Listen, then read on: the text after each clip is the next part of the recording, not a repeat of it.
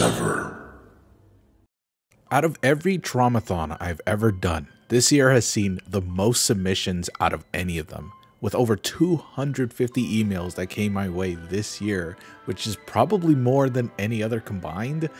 Some of them overlap others, sure, and we'll talk about them soon enough, while few are unique to that individual. Because of such a surge of interest in seeing your own trauma being featured in this year's Traumathon, I'd figured the annual user suggestions episode I do every year is going to be split up to 4 episodes this month, meaning every Sunday this month, hopefully, you'll see a user suggestions episode dedicated to all of you. Because frankly, some of these have so little info that I can hardly make an episode surrounding them, or they're so specific that I can't help but just talk about them here, because there's no other way I can. So let's take a look at some of the more unique entries this year, starting with... My name is Angela, hey hello, welcome to my very own show. Yeah, see, this is what I mean by highly specific requests, but I did get a few people that wanted me to cover Angela Anaconda, which, believe it or not, is something I can totally see being the source of some kids' nightmares. The show was created by Joanna Ferrone and Sue Rose. As far as I know, this is the only show Joanna ever worked on, but for Sue Rose, she actually worked on quite a few projects, and some of them you might even recognize, like Pepper Ann. Now, there's nothing about Angela Anaconda that's really, like, terrifying, per se.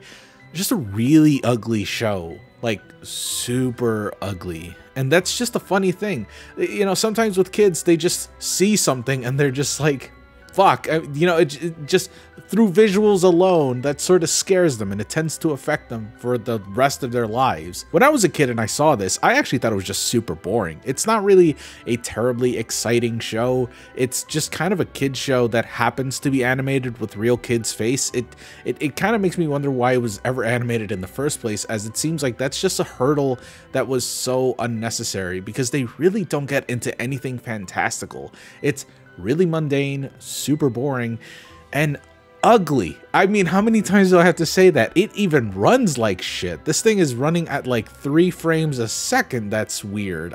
It's a cartoon. I don't know. I don't get it, man. Just don't get it. Why are their faces black and white? It's so weird. I don't know.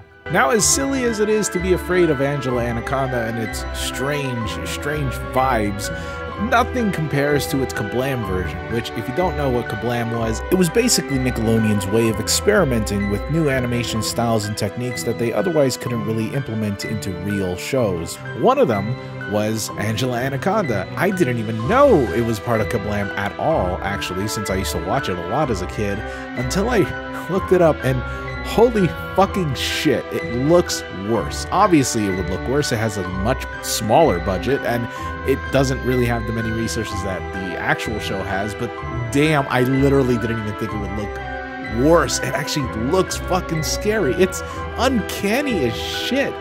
What in the hell, man? Like, I would much prefer the other one over this one, but still, how did this turn into a full show? I think most kids would have fucking hated it.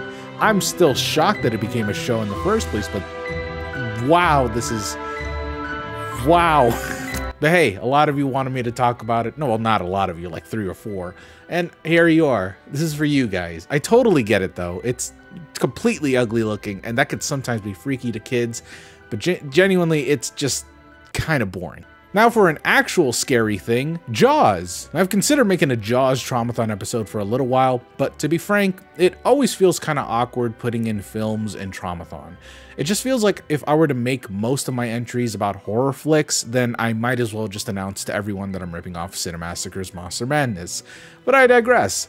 Jaws is a horror film that changed the landscape of horror forever, and really shows how masterfully suspense and drama can be pulled off.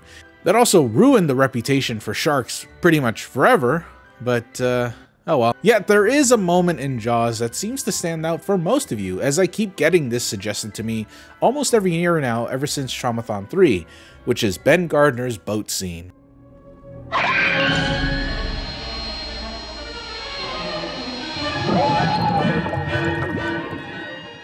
Now you gotta keep in mind that this is back in the 70s, where mainstream films weren't really that graphic.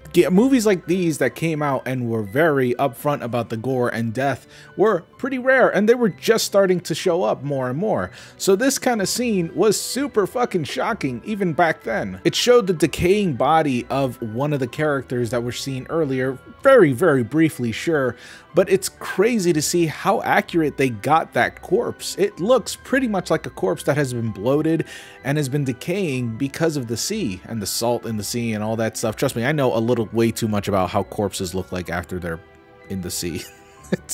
I'm fucked up. But not just that, not just the fact that it's a decaying corpse in the sea that just pops up out of nowhere and just scares the audience. It's also just cinematically done well. It's in pure darkness with just one source of light pointing at it, and it is held on to that one shot for a good moment to really let you absorb what's happening. It makes you scream out loud if you just see it. It's a wonderfully well done scene that apparently for a lot of you has stuck with you for a long time, and I can totally see why. The Cats with Hands is another one that a lot of y'all have actually suggested, and I've actually watched on my streams before. The Cat with Hands is a very short film, and I mean really short, about a man who fetches water from a well with, I guess, his co-worker? As he recants the story of the Cat with Hands, a monstrous creature that steals the parts of humans so that he too may be human someday. Now, I don't want to spoil too much of the story as it's really short, and I think any of you that can really give it a watch if you haven't heard of it before, and you totally should, but I was shocked to know that I've never heard of this short film at all until earlier this year when somebody suggested it through my Twitch streams. It's a 14-year-old project and was made by Robert Morgan, an amazingly talented stop-motion artist who has created some other unsettling stuff, such as Bobby Yeah, which we've also seen before. He has a very strange eye for the surreal and is incredibly effective in emulating the most unsettling visuals with the most bizarre stories, and as much as I've turned into a fan of his as of the research of this video, I sadly can't talk about most of his work because it hasn't met the 8-year parameter set for Traumathon. The Cat with Hands, however, is old enough and has been brought to my attention a few times. I genuinely think it's a masterfully done little creepy film that deserves way more remembrance. What it accomplishes in 3 minutes is wonderful, and it gives off a very Tim Burton-esque vibe with its dark whimsy.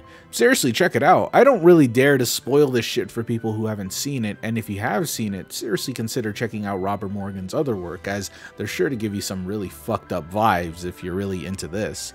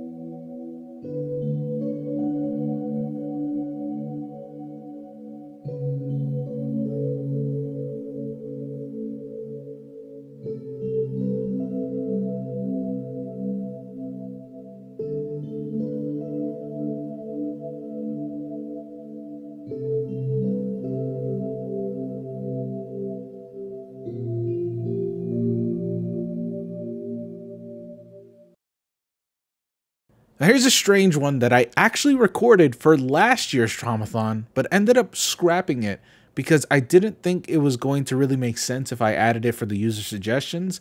But this year, I was suggested this again, so fuck it. Let's talk about this. Okay, yeah, I know. But hear me out. People have legitimately told me that this was a very scary thing for them. And I'm going to be real with you. I thought it was scary too as a kid. I just think ending credits in general, it just always set me off as a kid. I don't know why. And to be honest, I think with this one in particular, it's even scarier looking back. Because, okay, let me tell you guys something that actually happened with me.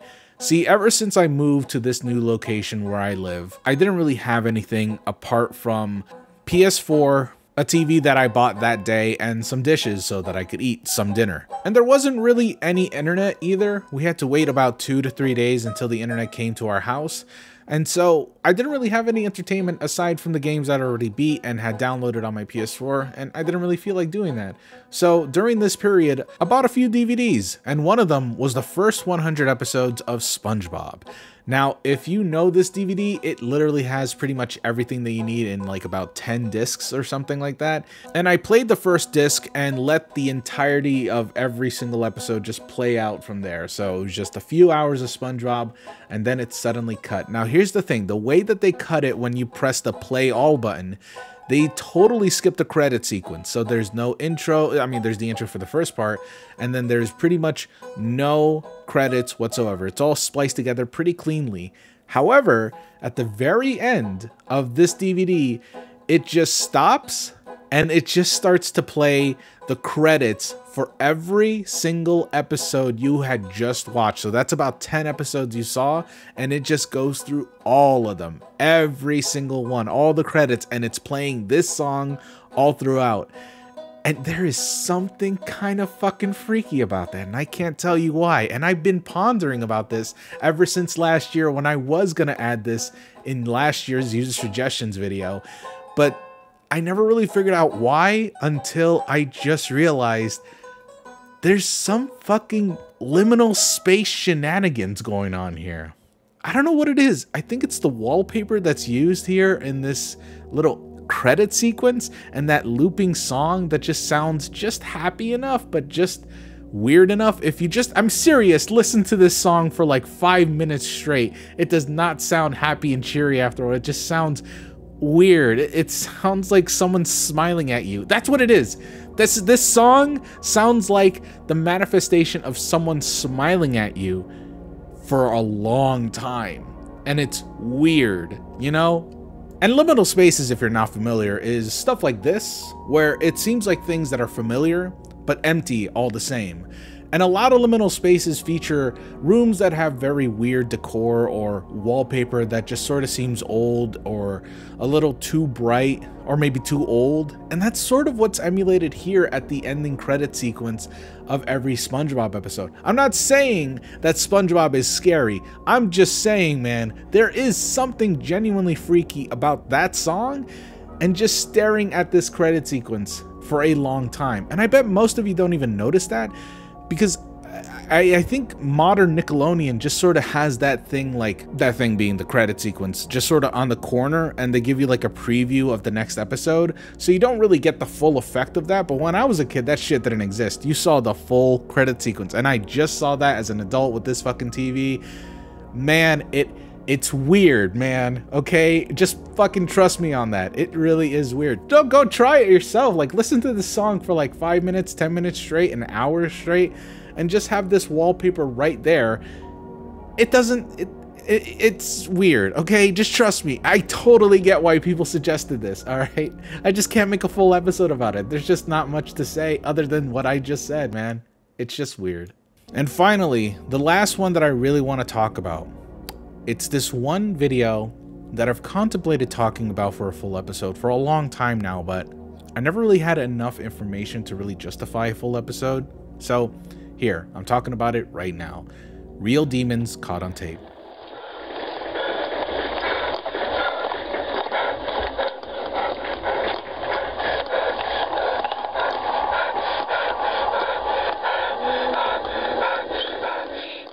For those of you who don't know, Real Demons Caught on Tape is this really short film in which we see a man frantically running to his room, and he sees just a ton of hands just coming from the ceiling, the walls, underneath his door, until finally he sees this creature made out of hands that just finally jump scare him, and it all ends there. For a while, can you believe it, that some people actually believe that this was real? This is real captured footage of demons on tape? I'm not even joking. Yes, there were a bunch of people who were that gullible, but at the same time, you have to understand that this was uploaded back in 2009, when people were super naive about the things they saw on the internet. Well, I guess that hasn't really changed, has it? But I have always been super fascinated by this short film because I had actually watched this film, not on the internet, but during a Dare program. Do you guys even remember Dare? Do you? So Dare was this thing where basically you were, whenever, just like a random day of the month, these cops show up at your classroom and they tell you drugs are bad, okay? And that's about it. And then they leave. But here's the thing. Sometimes they'd go super extreme with it. They would actually show you crime photos of people who have basically met the repercussions of drug abuse. So they would show people who've been addicts, people who have been super into cocaine and alcohol abuse and like cigarettes and like just all that stuff. And they'd show you these horrible graphic photos of people who have suffered through that. They were really aggressive about that stuff. Nowadays, I think the DARE program has been shut down because they've proven that DARE literally doesn't work and does the exact opposite. Instead of keeping kids off of drugs, it actually informs them about drugs and makes them more interested in actually trying it than actually preventing them from trying it. So that sucks. But I remember one particular officer came into our room and showed us this video. And he said that this was a recreation of what it's like to be high on LSD or something like that. I'm not even joking. They actually like try to force feed that down our throats. And I, for a long time, thought that that was what that video was, some sort of drug propaganda thing.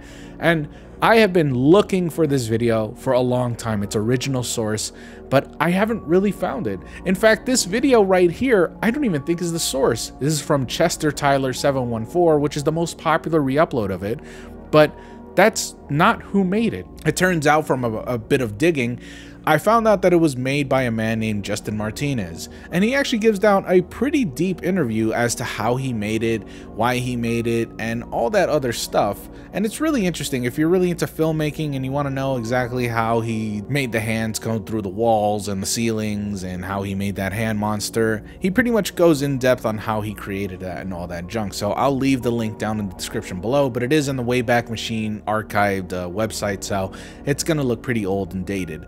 But it is interesting stuff to actually look into, and I was super happy when I actually found out about it, because for the longest time people would either say that this is real ghost footage, this was some drug propaganda thing, this was some other stuff, but now I actually found it through Adult Swim when I was watching one of their off-the-air episodes, the one entitled Nightmares, in which you actually finally see Justin Martinez get credit for the shit that he made.